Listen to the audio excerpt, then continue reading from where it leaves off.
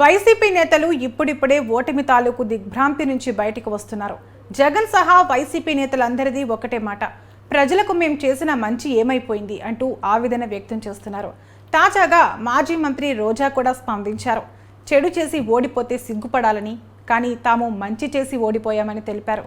అందుకే గౌరవంగా తలెత్తుకు తిరుగుదామని, ప్రజల గొంతుకై ప్రతిధ్వనిద్దామని సహచర వైసీపీ నేతలకు ఆమె పిలుపునిచ్చారు.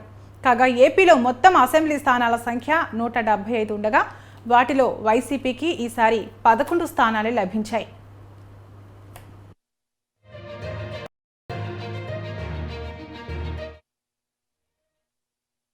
వైసీపీ నేతలు ఇప్పుడిప్పుడే ఓటమి తాలూకు దిగ్భ్రాంతి నుంచి బయటకు వస్తున్నారు.